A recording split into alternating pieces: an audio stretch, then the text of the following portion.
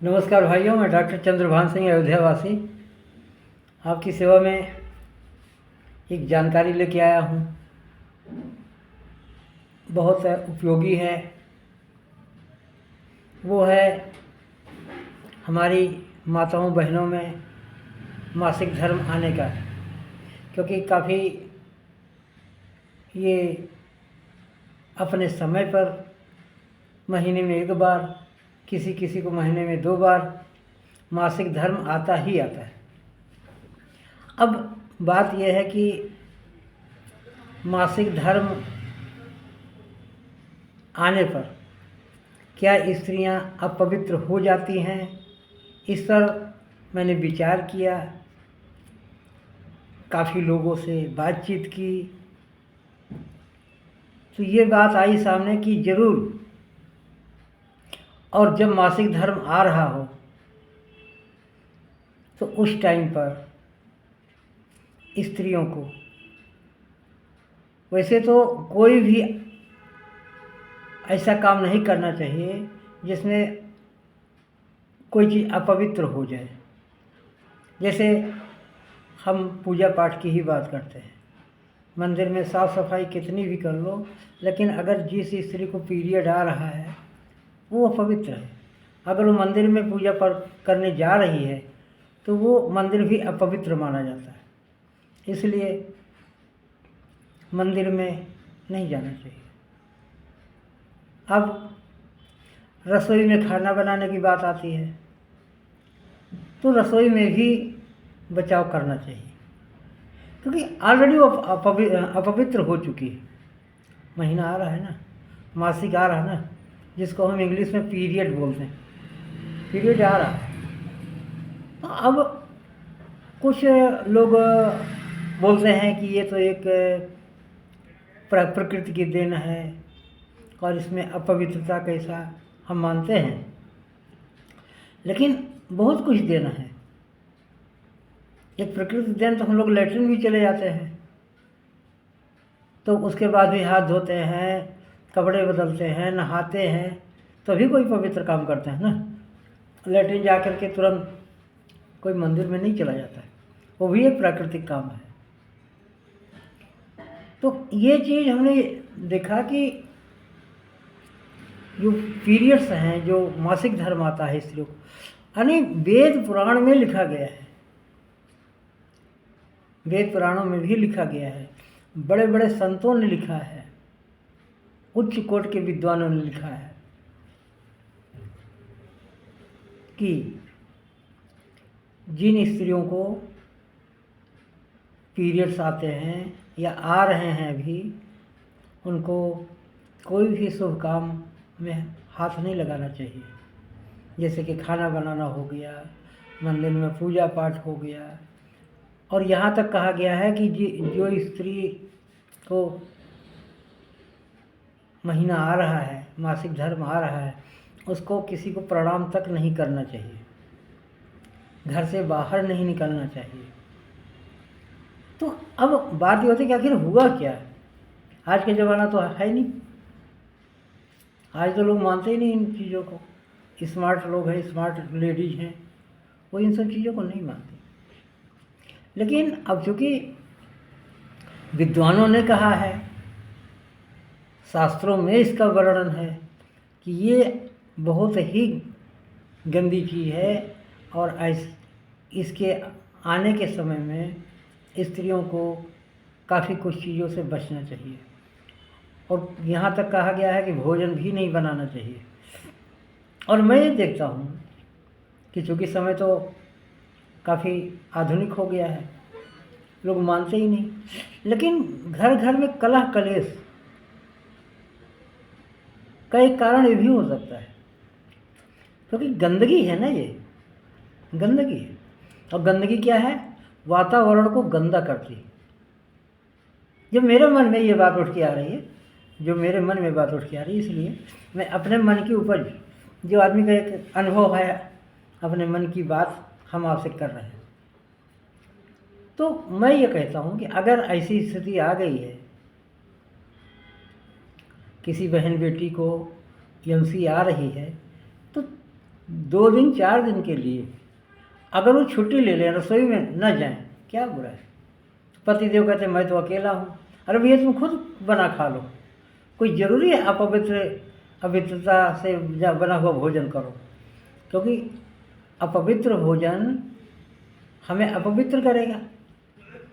जब पेट के अंदर अपवित्र भोजन जाएगा तो मन अपवित्र हो जाएगा, मन दूषित हो जाएगा, तो विचार उल्टे सीधे हो जाएंगे।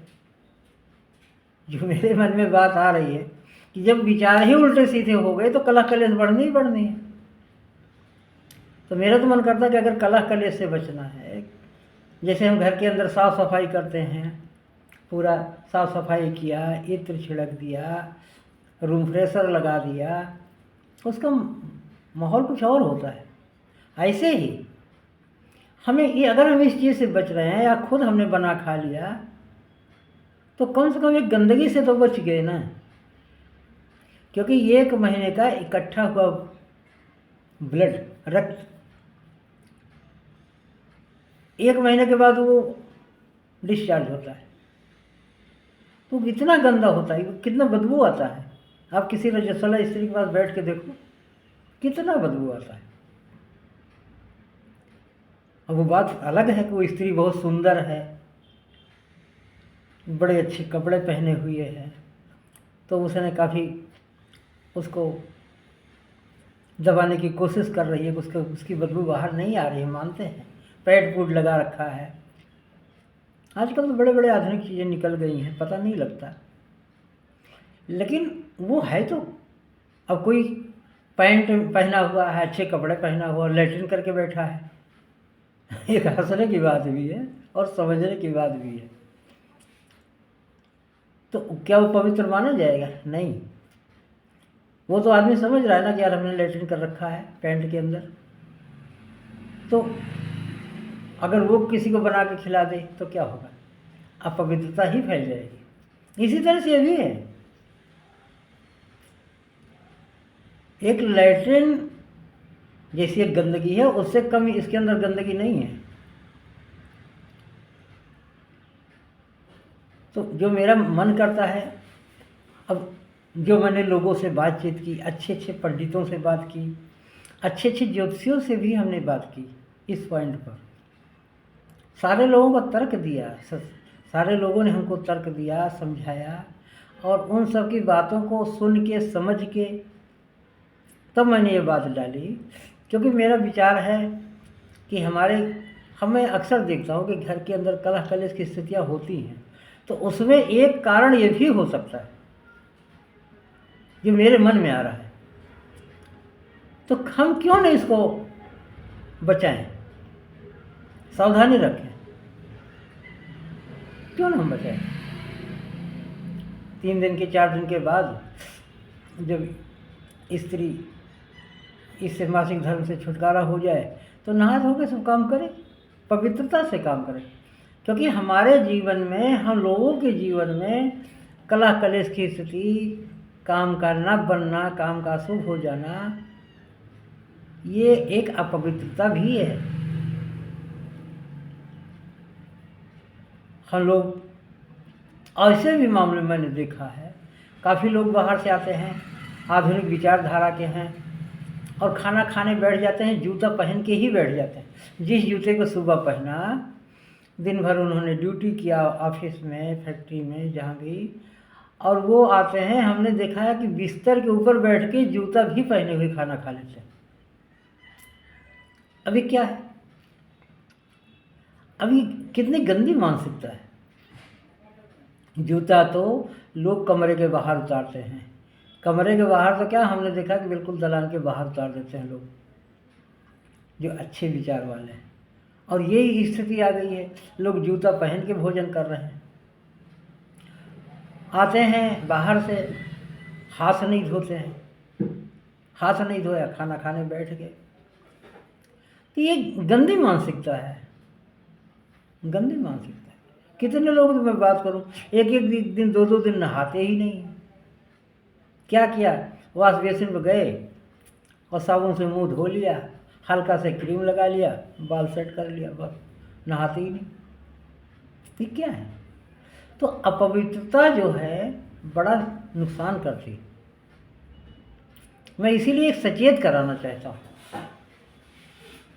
जो मेरे अंदर विचार हैं उन बातों को आपको बता रहा हूँ कि भाई अगर हम साफ सफाई पर ध्यान दें तो कितना अच्छा होगा। कितनी बीमारियां तो गंदगी से ही फैल रही है ना। हमारे हाथ दूषित हैं, हमने हाथ नहीं धोया, खाना खाने बैठ गए,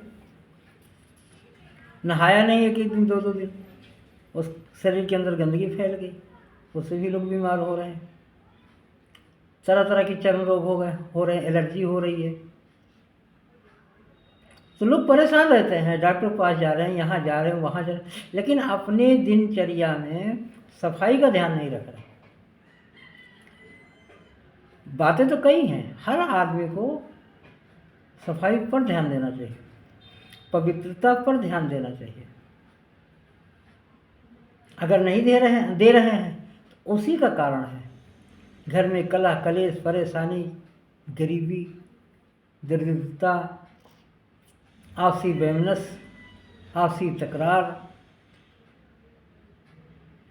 तो एक नियम बना लेना चाहिए सबको कि भाई खान पान में, रहन सहन में पवित्रता ले आओ।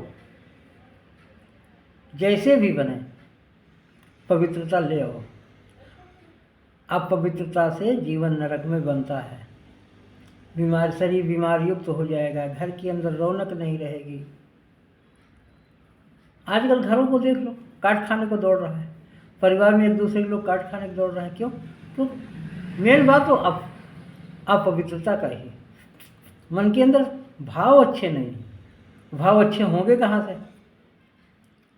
क्योंकि बाहर अंदर सब गंदगी ही गंदगी है, अपवित्रता ही अपवित्रता है। तो ये मैं एक संदेश देना चाहता हूँ, आप लोगों को सलाह देना चाहता हूँ कि भाई ऐसा क्यों कर रहे हैं आप लोग। हमारी माँ बेटियाँ हैं, बहनें हैं, अगर इस स्थिति में आती हैं तो 2 दिन 3 दिन अपने को रसोई में न जाएं,